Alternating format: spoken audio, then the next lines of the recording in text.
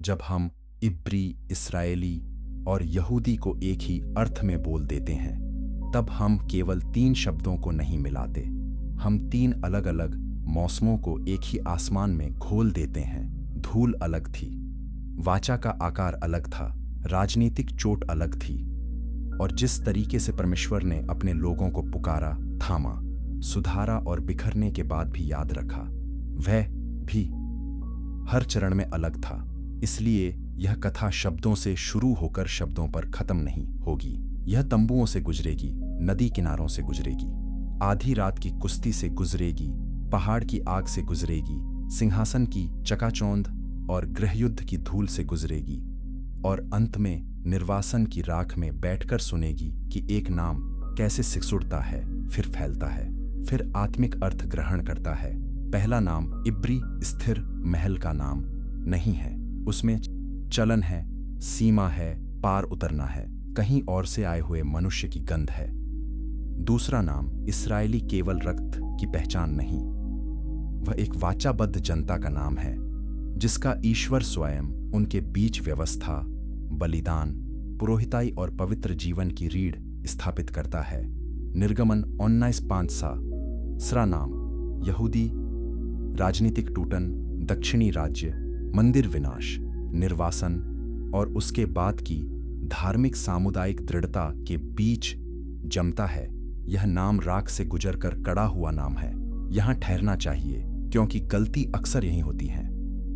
लोग मान लेते हैं कि अब्राहम से लेकर पौलुस तक एक ही सामुदायिक शब्द चलता रहा होगा, पर बाइबल अपने नामों में ढील नहीं देती। वह वंश को वंश कहती है, गोत्र को गोत्र, राज्य को राज्य, बचे हुए लोगों को बचे हुए लोग। वह जानती है कि नामों के भीतर इतिहास जमता है। अब्राहम को पहली बार जिस नाम से पुकारा गया वह इसराइली नहीं था, यह तो बहुत बाद की बात थी। यहूदी तो उससे भी बात की। उत्पत्ति 4 दिशा में वह अब्राम इब्री कहलाता है।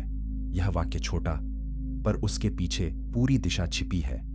कोई उसे उसके नगर से नहीं पहचान रहा, कोई उसे किसी सिंहासन से नहीं जोड़ रहा, कोई उसे मंदिर प्रणाली के भीतर नहीं रख रहा। उसे एक ऐसे आदमी की तरह पहचाना जा रहा है जो कहीं और से आया है, जिसकी जड़ें पीछे हैं, जिसका वर्तमान तंबू में है और जिसका भविष्य अभी प्रतिज्ञा के भीतर है। बाइबलीय कथा में यह बहुत महत्वपूर्ण है कि परमेश्वर का काम अक्सर स्थिर साम्राज्य से नहीं, चलते हुए मनुष्य से शुरू होता है। नगर अपने देवता लेकर बैठते हैं, अब्राहम बुलाहट लेकर निकलता है, लोग भूमि का दावा वंशावली से करते हैं।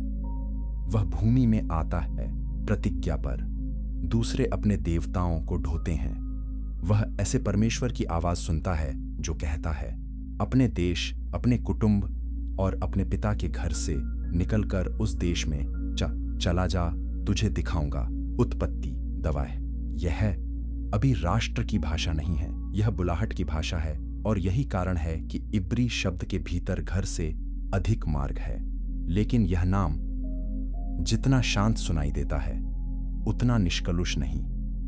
कई बार यह दूसरों के मुंह से निकलता है, कभी दूरी से, कभी तिरस्कार से, कभी भय से। एक विदेशी, एक अलग जाति, एक ऐसा व्यक्ति जो हम में से नहीं। इस शब्द के शुरुआती उपयोगों में अपनापन कम, बाहरी पहचान अधिक सुनाई देती है। बाइबल यह भी नहीं छिपाती कि लोगों को नामों से पुकारने का लहजा भी इतिहास का हिस्सा होता है। इस कथा के भीतर इसलिए एक बुनियादी सावधानी जरूरी है। पहला नाम सबसे प्राचीन है, पर सबसे पूर्ण नहीं। पुराना होना ही पर्याप्त नहीं होता, रक्तरेखा होना ही पर्याप्त नहीं होता।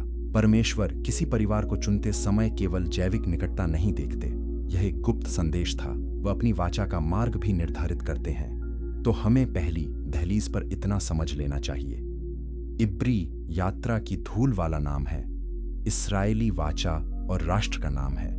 यहूदी टूटे हुए राज्य के बाद बची हुई, फिर विकसित हुई पहचान का नाम है। कहानी अब नदी की ओर मुड़ती है, उस पार जहां से एक आदमी आया था और जहां से एक संबोधन ने आकार लेना शुरू किया। नदी के उस पार से आया।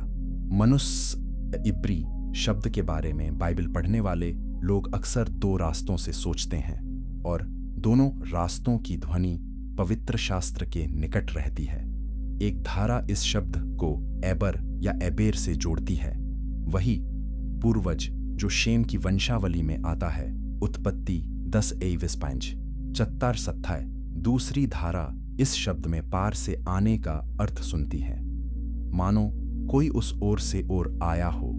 हिब्रू भाषा की जड़ें इन प्रतिध्वनियों को एक दूसरे से पूरी तरह अलग नहीं करती। यही कारण है कि इब्री में वंश भी सुनाई देता है और भूगोल भी। यहोशू 4:20 दूटीनी इस स्मृति को और तीखा कर देता है। वहां इस्राएल के इतिहास को सुनाते हुए कहा जाता है कि उनके पुरखे नदी के उस पार रहते थे और प्रभु ने अब्राहम को उस पार से लेकर कनान देश में फिराया। इस एक वाक्य में एक बड़ा मोड़ छिपा है। अब्राहम का ईश्वर उसे वहां नहीं ढूंढता जहां वह सुरक्षित है, वह उसे वहां से निकालता है जहां उसकी जड़ें थीं। बुलाहट अपने साथ विस्थापन लेकर आती है। उत्पत्ति 4:13 में जब दूत आकर अब्राम को समाचार देता है तो वह कहता है, अब्राम इब्री। ध्यान दीजिए, यह आत्मघोषणा नहीं, यह पहचान की सूचना है। किसी ने उस देखा है, पहचाना है, वो संदेश और उस पर एक नाम रखा है। वह स्थानीय कनान शासकों की तरह नहीं, वह पार से आया हुआ व्यक्ति है। उसके तंबू हैं, उसके पशु हैं, उसके लोग हैं और उसके पीछे एक चलती हुई प्रतिज्ञा है। वह स्थानीय शक्ति संरचना का हिस्सा नहीं, वह उसमें प्रवेश कर रहा है। यही बाहरी दृष्टि आगे भी दिखती है। यूसुफ को मिस्र में इब्री कहा जाता है। पोतीपर की पत्नी जब अपने घरवालों से बोलती है तो उसका स्वर अपनापन नहीं लाता। उसने हमारे पास एक इब्री मनुष्य को लाया है। उत्पत्ति इंतामी चरतार सथार। बाद में जेल में भी यूसुफ की पहचान एक इब्री युवक के रूप में आती है। उत्पत्ति चावे दभार। यह नाम वहां धार्मिक महिमा का शीर्षक नहीं, जातीय पराई पहचान का संकेत है। निर्गमन की शुरुआत में दाइयों को इब्रानी दाइयां कहा गया है। निर्गमन एक पत्ता शिखे है। फिर फिलिस्तीनी जब इस्राएल की सेना के विषय में सुनते हैं तो घबराकर इब्रियों का नाम लेते हैं। 1 शमूएल 4:9। सुनने वाला समझ लेता है कि ये लोग अलग हैं, रक्त से, परंपरा से, देवता से और कभी कभी भय पैदा करने वाली स्मृति से भी नाम बदलते हैं। नहीं, यह छोटा वाक्य जल्दी पढ़ा जा सकता है, पर इसके भीतर हमारी पूरी दिशा छिपी है। इब्री शब्द किसी एक क्षण का पूरा धर्मशास्त्र नहीं है, यह प्रारंभिक पहचान है। खून, उत्पत्ति, मार्ग, परदेशपन और कभी कभी दूसरों की निगाह में हाशिए का चिन्ह। यह अपने आप में न तो सीने की व्यवस्था है, न दाऊद का राज्य, न बाबुल के बाद का यहूदी समाज। अब्राहम को इब्री कहा गया, पर परमेश्वर की कहानी अब्राहम के साथ इस शब्द पर रुकती नहीं, वह आगे बढ़ती है, वाचा की तरफ, संतान की तरफ, चुनी हुई रेखा की तरफ। इसी कारण इब्री और वाचा का वारिस हर बार एक ही वृत्त नहीं बनाते। अब्राहम की शारीरिक संतानों के दायरे से भी बड़ा एक व्यापक पारिवारिक संसार उभरता है। इस्माइल, मिद्यान, एसाव, लूत के वंश से मोआब और अम्मोन। इन सब के भीतर कहीं ना कहीं वही पुरानी सेमीय जड़ें और संबंधों की धूल है। लेकिन बाइबल की कथा हर संबंध को प्रतिज्ञा की केंद्र रेखा नहीं बनाती। यह भी ध्यान देने योग्य है कि इब्री होना मूलतः भटकन की लय लिए हुए है। जब कोई समुदाय अभी राजसत्ता, मंदिर, प्रशासन, भू सीमा, सैन्य केंद्रीकरण और सार्वजनिक कानून संहिता के रूप में व्यवस्थित नहीं हुआ, तब उसकी पहचान प्राय पूर्वज, कुल, भाषा, प्रवास और स्मृति से चलती है। इब्री उसी संसार का नाम है। यह एक ऐसे परिवार समूह की पहचान है जो चल रहा है, झुंडों और तंबुओं के साथ एक वचन के नीचे, पर अभी राष्ट्र की ठोस रूपरेखा में नहीं। जरा इस बिंदु को जल्दी से पार मत कीजिए, क्योंकि यदि हम इब्री को पढ़ते ही इस्राएली राष्ट्र देख लेने लगें तो हम उस लंबे समय को खो देंगे जिसमें परमेश्वर ने एक आदमी, फिर एक परिवार, फिर एक घराने के भीतर अपनी प्रतिज्ञा को धैर्य से आगे बढ़ाया। राष्ट्र अचानक नहीं गिरते और अचानक उठें, न अचानक उठते हैं, वे पहले नामों में बनते हैं। अब अगला प्रश्न सामने आता है, यदि इब्री इतना व्यापक प्रारंभिक नाम है तो वह कौन सी रेखा है जिसके भीतर से इस्राएल जन्म लेता है? कौन सा चयन, कौन सी कसावट, कौन सी वाचा इस बड़े कुल के भीतर एक विशेष वंश को अलग करती है? उत्तर रक्त में भी है, पर केवल रक्त में नहीं, उत्तर प्रतिज्ञा में है। त्रिरक्तर रेखा और वाचा की रेखा अब्राहम के तंबू में खड़े होकर यदि कोई केवल जैविक वंश देखे तो उसे अनेक दिशाएं दिखाई देंगी। घर बड़ा है, संबंध विस्तृत हैं, शाखाएं अलग अलग ओर जाती हैं, लेकिन बाइबल जब प्रतिज्ञा की बात करती है तो वह इस पूरे वृक्ष को एक ही तरह नहीं पढ़ती। वह कुछ शाखाओं का सम्मान करती है, कुछ से राष्ट्र बनते दिखाती है, कुछ के साथ संघर्ष दर्ज करती है, पर वाचा की मुख्य रेखा एक विशिष्ट मार्ग से आगे बढ़ाती है। उत्पत्ति सितार अनीनान में परमेश्वर अब्राहम से साफ कहता है कि उसकी पत्नी सारा से जो पुत्र होगा उसी के साथ वह अपनी वाचा स्थिर करेगा, इसहाक के साथ। फिर उत्पत्ति 22 में जब घरेलू तनाव असह्य हो जाता है, परमेश्वर कहता है, तेरा वंश इसहाक ही से कहलाएगा। इसका अर्थ यह नहीं कि इस्माइल भूला दिया गया। पवित्र शास्त्र इस्माइल के लिए भी प्रतिज्ञाएं और आशीष का एक आयाम बताता है। उत्पत्ति 20 पर वाचा की धुरी किस दिशा में जाएगी यह भी स्पष्ट कर देता है। यहीं पहली बड़ी धार्मिक सावधानी सामने आती है। शारीरिक निकटता और वाचागत केंद्र एक ही बात नहीं।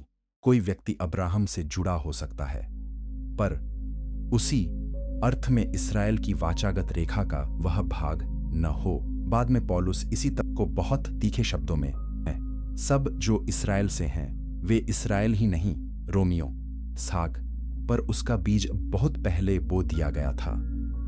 इसहाक के बाद फिर वही कसावट आती है। एसाव और याकूब, दो भाई, एक गर्भ, एक पिता, एक मां, फिर भी कथा सीधी नहीं चलती। याकूब चैन के केंद्र में आता है, भले उसका जीवन सरल धर्मपरायणता की सीधी रेखा न हो। वह चालाक भी दिखता है, भागता भी है, डरता भी है, बदलता भी है। बाइबल अपने चुने हुए लोगों को चमकाकर प्रस्तुत नहीं करती, वह उनकी टेढ़ी चाल के बीच परमेश्वर की स्थिर मंशा दिखाती है। यही वह जगह है जहां इब्री और इस्राएली के बीच असली अंतर जन्म लेता है। व्यापक इब्री संसार में अनेक रक्त संबंध हो सकते हैं। इस्राएली शब्द उन लोगों के लिए उभरता है जो याकूब, जिसका नाम बाद में इस्राएल रखा जाएगा, से उतरते हैं। अर्थात हर इस्राएली इब्री वंश की किसी धारा में समझा जा सकता है, पर हर इब्री इस्राएली नहीं। यह केवल वंशवृक्ष का मामला नहीं, यह उस प्रश्न का मामला है कि परमेश्वर ने अपने उद्धार इतिहास की मुख्य राष्ट्रीय रेखा किस पर टिकाई।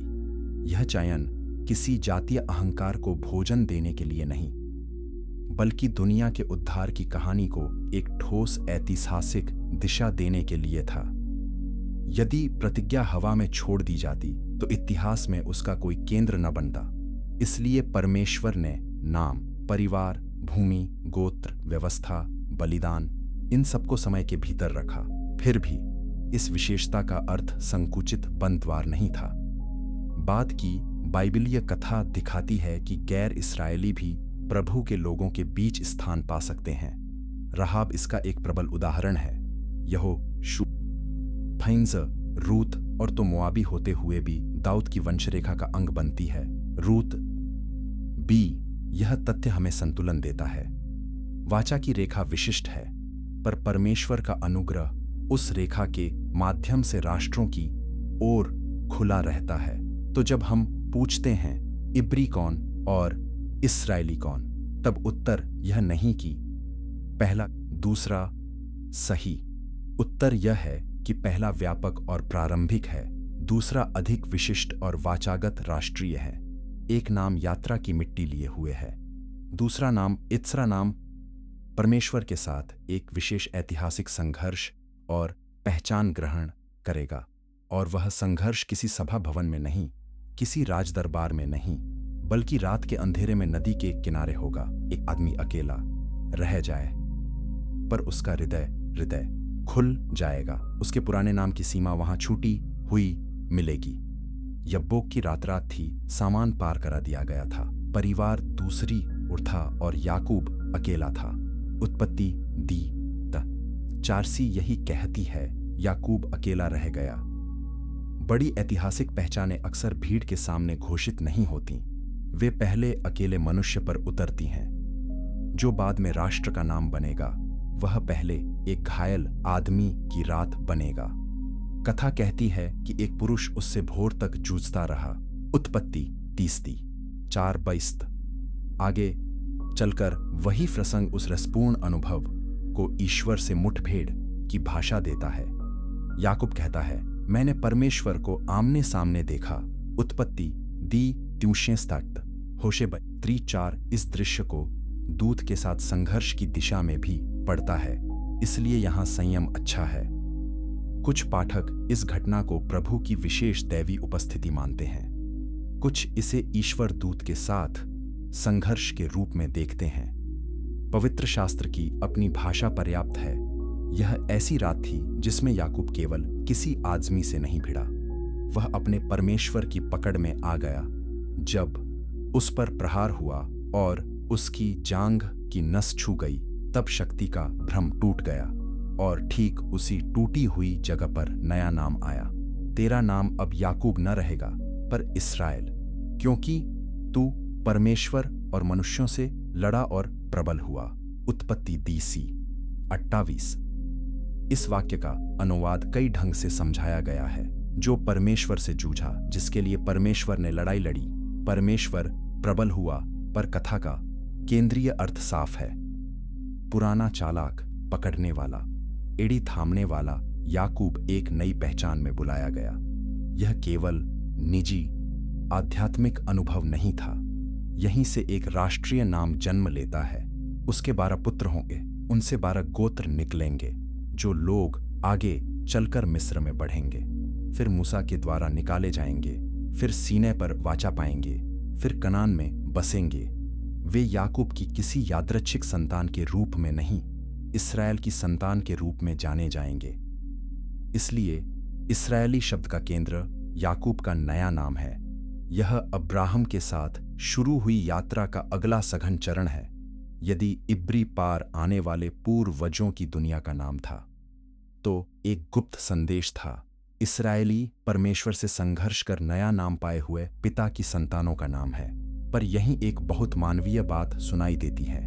जिस नाम से राष्ट्र चलेगा, वह नाम किसी निर्दोष महापुरुष पर नहीं रखा गया, वह एक ऐसे मनुष्य पर रखा गया जो भय, चालाकी, परिवार विवाद, पक्षपात, भागने और लौटने सबका आदमी था।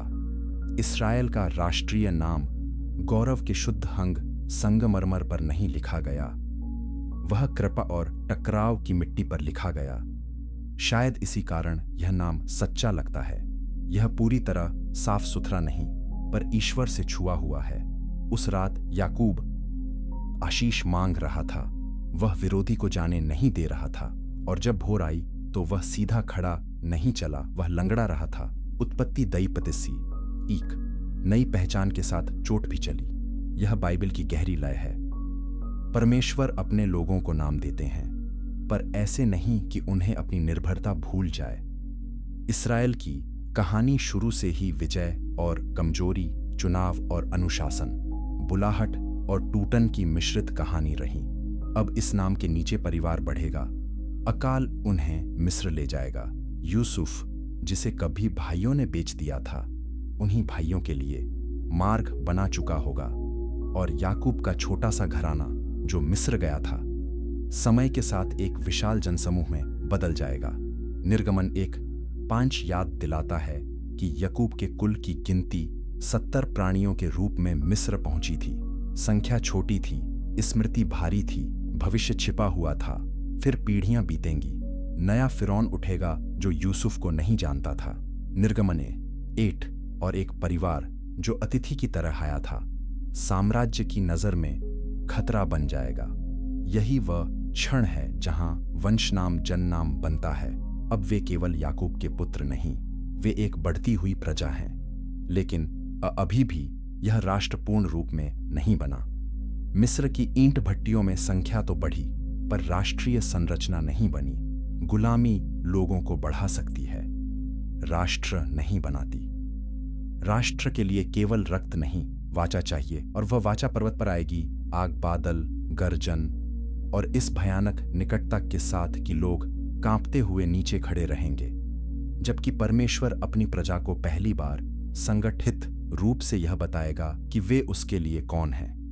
पैंच, पहाड़, आग और एक राष्ट्र। मिस्र से निकलना अद्भुत था, पर मिस्र से निकल जाना ही इस्राएल होना नहीं था। समुद्र का फटना, फिरौन की सेना का डूबना, जंगल में मन्ना गिरना, ये सब चमत्कार हैं। फिर भी चमत्कार किसी बिखरे हुए समूह को अपने आप राष्ट्र में नहीं बदलते, उद्धार मार्ग खोलता है, राष्ट्र को वाचा आकार देती हैं। सीने पर यही हुआ। निर्गमन 19 में प्रभु मूसा से कहता है, यदि तुम मेरी वाणी को सचमुच सुनो और मेरी वाचा का पालन करो, तो सब लोगों में से तुम ही मेरी निज संपत्ति ठहरोगे, और तुम मेरे लिए याजकों का राज्य और पवित्र जाति ठहरोगे। निर्गमन 19:5-6। इस घोषणा में इस्राएल की राष्ट्रीय आत्मा के मूल तंतु हैं। वे केवल बचाए गए दास नहीं रहेंगे, वे परमेश्वर की सार्वजनिक गवाही बटनने वाले लोग होंगे। यहां पहली बार इस्राएली पहचान अपनी पूरी राजनीतिक धार्मिक घनता ग्रहण करती है। अब यह केवल याकूब की संतानों की जैविक सूची नहीं, अब यह कानून प्राप्त समुदाय है। अब उनके पास दशवचन है, उनके पास बलिदान व्यवस्था है, उनके पास याजकाई है, उनके पास अशुद्ध और शुद्ध के बीच भेद करने वाली व्यवस्था है, उनके पास पर्व है, विश्राम दिवस है, न्याय की दिशा है, पड़ोसी के साथ व्यवहार की रीति है, दास और परदेसी के विषय में आज्ञाएं हैं, उपासना का केंद्र है, रेत पर पांव थे, अब व्यवस्था उतरी। इस एक वाक्य के बाद बहुत कुछ बदल जाता है। तंबुओं की दुनिया रहती है, पर अब उनके बीच एक केंद्र खड़ा है, मिलाप वाला तंबू। लेवी का गोत्र विशेष रूप से अलग किया जाता है। हारून और उसके पुत्र याजकाई के लिए नियोजित किए जाते हैं। बलिदान केवल निजी धार्मिक भावुकता नहीं रहते, वे परमेश्वर द्वारा निर्दिष्ट पवित्र अभ्यास बनते हैं। राष्ट्र की समय सारिणी तक, राष्ट्र की समय हमें परमेश्वर अपने पर्वों से संभाल कर रखना है।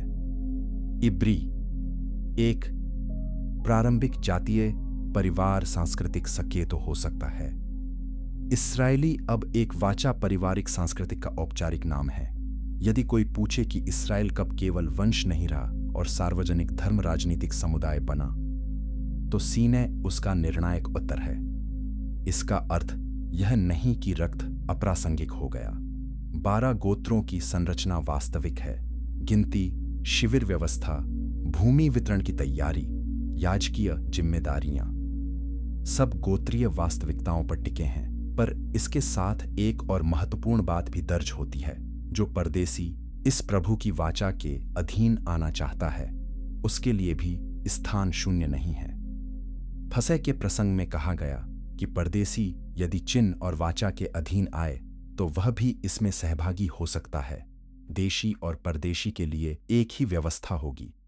निर्गमन 2 अट्टसाई, नागू और रूत यह दिखाती हैं परमेश्वर का राष्ट्र केवल वंश शुद्धता की संकीर्ण परियोजना नहीं, बल्कि पवित्रता और विश्वास की परियोजना है।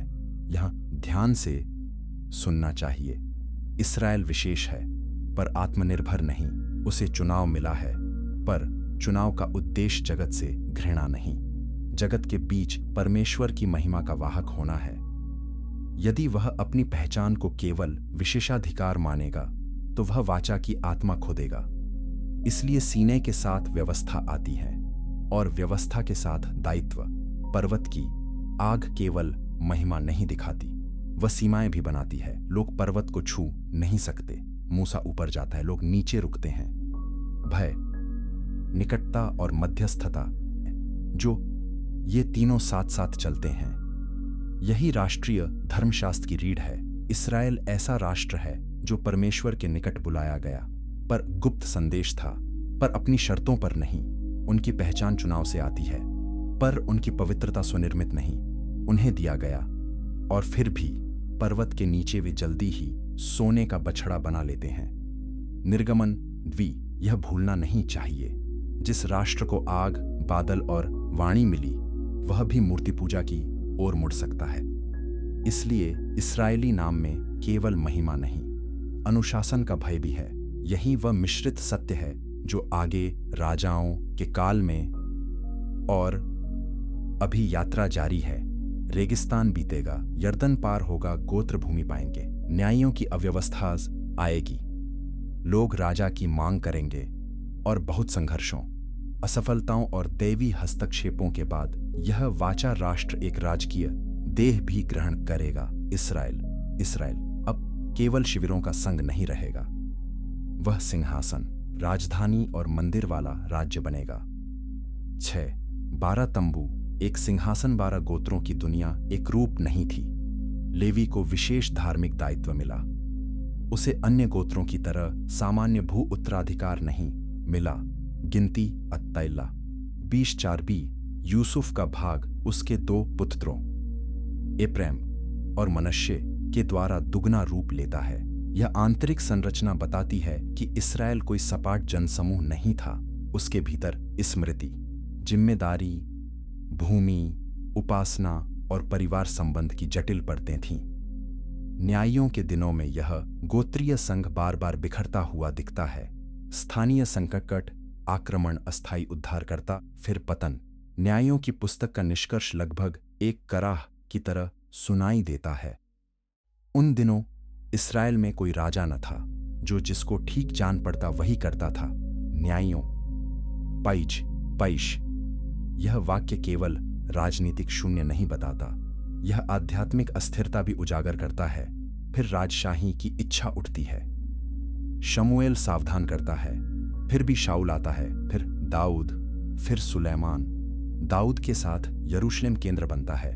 वाचा का संदूक राजधानी में आता है। गीत, सैन्य शक्ति, राज्यकला और एक नई राष्ट्रीय धड़कन साथ चलती है। दाऊद स्वयं है, निष्पाप नहीं, पर उसके साथ दाऊदी वाचा जुड़ती है। 2 शमूएल 7 दूर सोझाए। इससे इस्राएल की राष्ट्रीय कहानी में एक नया आयाम जुड़ता है। राजघराने की प्रतिज्ञा। सुलेमान के दिनों में यह राज्य अपने वैभव के शिखर पर दिखाई देता है। मंदिर बनता है, एक स्थायी उपासना केंद्र अब सार्वजनिक रूप से स्थापित होता है। ऐसा लगता है मानो इब्री तंबुओं से चली यात्रा अंततः पत्थर, सोना, धूप और स्तुति में टिक गई। राष्ट्र समृद्ध है, राजकीय प्रतिष्ठा दूर दूर तक जाती है। लोग आते हैं, देखते हैं, सुनते हैं, पर यही वह बिंदु है जहां हमें कथा की चमक से बहकना नहीं चाहिए। महिमा के नीचे बोझ भी जमा हो रहा होता है। राज्य जितना केंद्रीकृत होता है, उतना ही कर, श्रम, प्रशासनिक दबाव और गोत्रीय तनाव सतह के नीचे इकट्ठा होते हैं। सुलेमान की बुद्धि वास्तविक है, उसका वैभव भी, पर उसके बाद जो बचेगा वह केवल महिमा की स्मृति नहीं होगी, वह भार की स्मृति भी होगी। वह भार की यहीं इस्राएली पहचान का एक अत्यंत महत्वपूर्ण पक्ष सामने आता है। अब यह केवल वाचा और गोत्र की पहचान नहीं, पूर्ण भू राजनीतिक सत्ता है। अब राजधानी है, सीमाएं हैं, महल है, अंतर्राष्ट्रीय संबंध हैं, एक राजवंशीय केंद्र है। यदि इब्री प्रवास की पहचान था और इस्राएली सीने पर वाचा राष्ट्र बना, तो अब इस्राएल पूरी तरह राजनीतिक ऐतिहासिक देह धारण कर चुका है।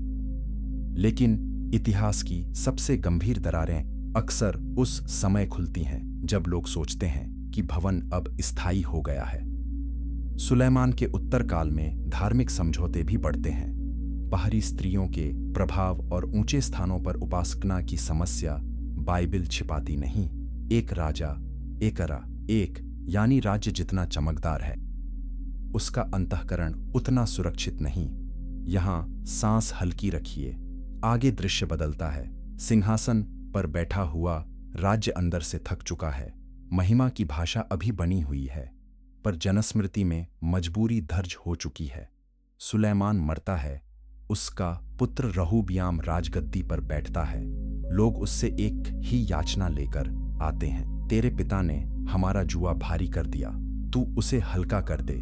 याक राजा दावास जी, यह केवल कर नीति का सवाल नहीं था, यह इस बात का परीक्षण था कि क्या एकीकृत इस्राएल अपने बोझ को पहचान पाएगा। उत्तर कठोर आया कि सलाह मीठी नहीं, दंभी थी। रहूब्याम ने कहा कि उसके पिता ने यदि कोड़ों से ताड़ना दी तो वह बिच्छुओं से देगा। राजा वारा चोराई। इस वाक्य ने केवल प्रशासनिक नीति नहीं सुनाई, इसने संघ को तोड़ दिया। यहीं से कहानी इस्राएल और यहूदा को अलग अलग रास्तों पर भेजेगी और बहुत जल्दी स्पष्ट हो जाएगा कि यहूदी शब्द किस गहरे ऐतिहासिक दर्द से निकलेगा। दरार जो दरबार से निकली किसी राज्य का विभाजन एक दिन में नहीं होता, पर वह कभी कभी एक वाक्य से प्रकट हो जाता है। रहूब्याम ने वह वाक्य बोल दिया था। उत्तरी गोत्रों ने उत्तर दिया, दाऊद में हमारा क्या भाग है। इस्राएल, अपने तंबुओं को लौट चल। याक राजा वोंदा सहार, यह विद्रोह केवल करों के विरुद्ध नहीं था, यह स्मृति और सम्मान के टूट जाने का क्षण था। अब एकीकृत राज्य नहीं रहा। उत्तर में 10 गोत्रों का राज्य इस्राएल कहलाया। दक्षिण में यहूदा केंद्र में रहा, जिसमें यहूदा गोत्र, बिन्यामीन का बड़ा हिस्सा और लेवी के वे लोग भी शामिल होते गए जो यरूशलेम केंद्रित उपासना के प्रति निष्ठावान रहे। इतिहास एहरा तरनी तत्रा, यह विभाजन केवल नक्शे पर नहीं था, यह मंदिर, राजवंश, उपासना और वाचागत स्मृति के दावों का विभाजन था। उत्तरी राज्य ने जल्दी ही वैकल्पिक उपासना केंद्र खड़े किए। यारोबियाम ने दान और बेतेल में बछड़ों की व्यवस्था कर दी ताकि लोग यरूशलेम न जाएं। एक राजा दाइस 28-30, यहां राजनीति और धर्म एक दूसरे का उपयोग करते दिखते हैं। सिंहासन जानता है कि उपासना का केंद्र यदि दूसरे राज्य में रहा तो जनता का हृदय भी उधर खिंचेगा। इसलिए नए प्रतीक बनाए गए, नई सुविधाजनक निष्ठाएं गढ़ी गईं। दक्षिणी राज्य यहूदा में भी धार्मिक शुद्धता स्थायी नहीं रही, वहां भी अधर्म, मूर्ति पूजा और राजकीय विफलताएं आईं, पर एक बात उसे अलग रखती रही, दाऊदी वंश की रेखा और यरूशलेम का मंदिर। यही कारण है कि यहूदा नाम आगे चलकर बहुत भारी हो जाएगा। उसमें केवल एक गोत्र नहीं, एक बची हुई वैधानिक केंद्र रेखा जुड़ जाएगी। यहूदी शब्द की शुरुआती जड़ यही है। हिब्रू यहूदी अर्थात यहूदा से जुड़ा हुआ यहूदा वंशी या यहूदा संदेश था, यहूदा राज्य का सदस्य। बाद के युगों में यह बहुत व्यापक अर्थ ग्रहण करेगा, पर उसकी कड़ी यही है, दक्षिणी राज्य, यरूशलेम और निर्वासन तक टिके रहने वाली पहचान। ध्यान दीजिए कि इस बिंदु पर इस्राएली और यहूदी एक जैसे नहीं रहे। दक्षिण के लोग भी व्यापक अर्थ में इस्राएल की संतति थे। वे याकूब की संतान, गोत्रीय परिवारों के उत्तराधिकारी और सीने की वाचा में भागी थे। पर अब राजनीतिक दुनिया बदल गई। इस्राएल शब्द मुख्यतः उत्तरी राज्य पर बैठ गया, जबकि यहूदा दक्षिणी राज्य के लिए खड़ा हुआ। आगे जब यहूदी शब्द कठोर रूप लेगा, तब यह राजनीतिक आपदा के बाद जीवित बची हुई दक्षिणी सामुदायिक पहचान पर टिका होगा। यहीं कई लोग उलझ जाते हैं। वे सोचते हैं, यदि दक्षिण के लोग भी याकूब की संतान थे, तो फिर उन्हें अलग नाम क्यों?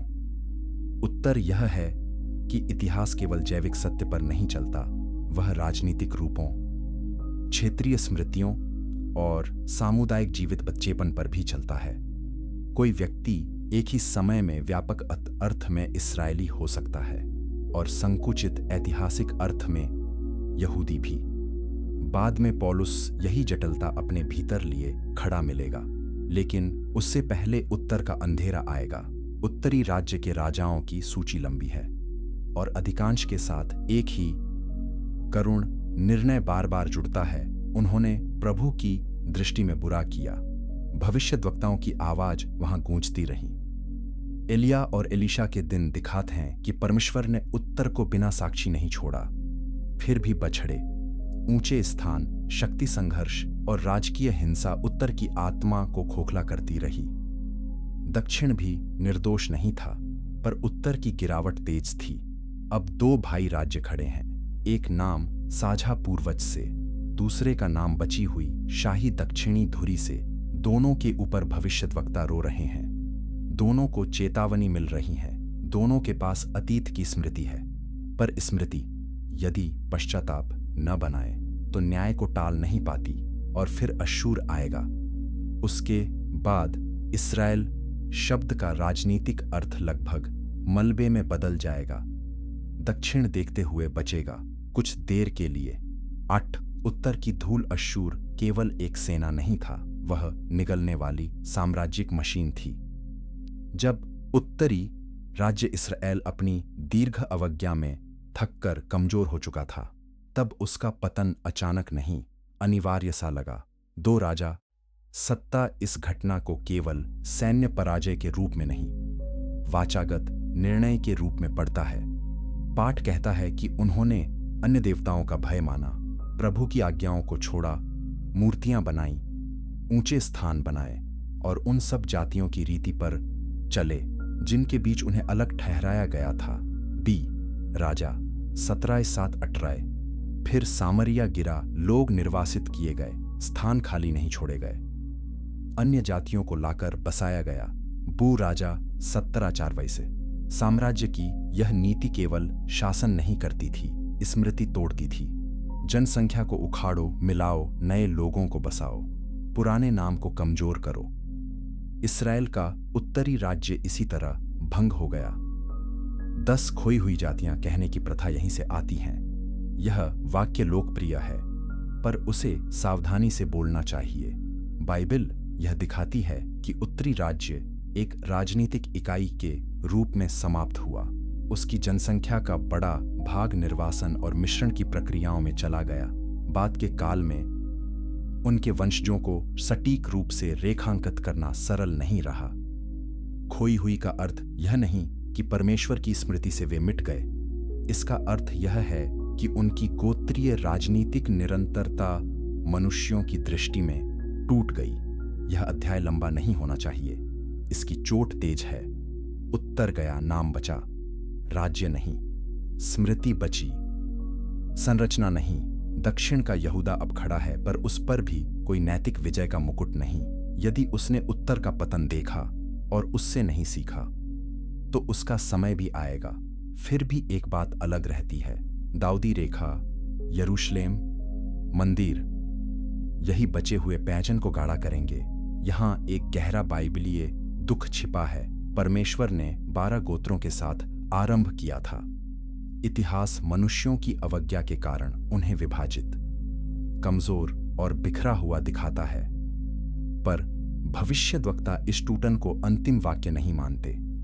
बहुत बाद में यहेजकेल को 2 लकड़ियां लेने को कहा जाएगा, एक यहूदा के लिए, दूसरी यूसुफ एप्रैम के लिए, और उन्हें एक कर देने को कहा जाएगा। यहेजकेल 7:15-22। वह भविष्यवाणी किसी सिद्धांत की कल्पना नहीं, इस वास्तविक फटाव की पीड़ा से निकली थी। लेकिन अभी उस मरहम की घड़ी नहीं आई। अभी दक्षिण को अपना न्याय भुगतना है। अभी मंदिर की आग बाकी। 9 राख में बचा हुआ नामैदी उत्तरी राज्य की मृत्यु धूल में हुई, तो दक्षिणी राज्य की चोट आग में लिखी गई। बाबुल ने जब यरूशलेम को घेरा तो यह केवल नगर का संकट नहीं था, यह एक धार्मिक ब्रह्मांड के टूटने जैसा अनुभव था। राजा 25 और बे इतिहास 23 में हम देखते हैं, दीवारें टूटी, मंदिर जला, राजकीय संरचना ध्वस्त हुई और लोग बंधुआई में ले जाए गए। वह घर जहां दाऊद ने राज्य किया था अपमानित हुआ। वह मंदिर जिसे सुलेमान ने समर्पित किया था राख में बदल गया। भजन 59 निर्वासन की इस पीड़ा को लगभग असह्य स्पष्टता से याद रखता है।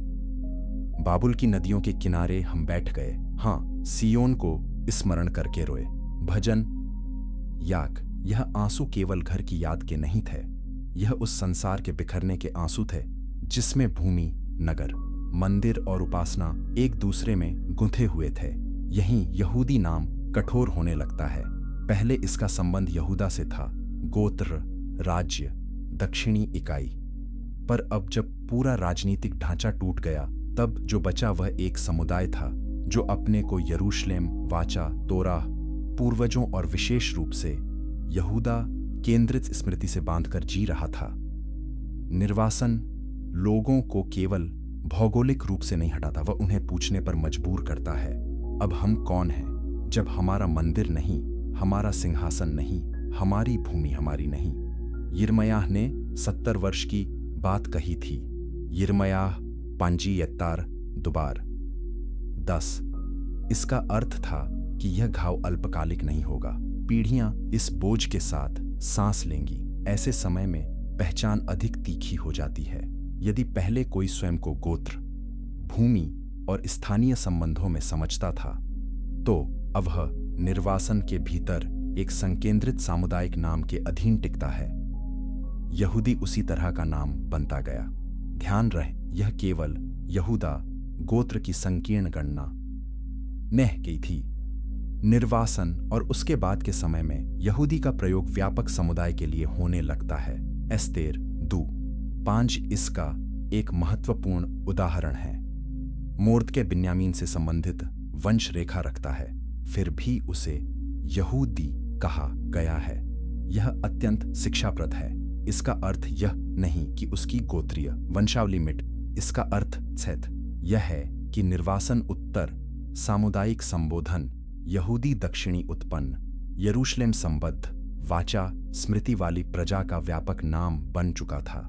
यहीं से हम समझते हैं कि यहूदी शब्द जन्म में जितना संकीर्ण था, इतिहास में उतना ही विस्तृत हुआ।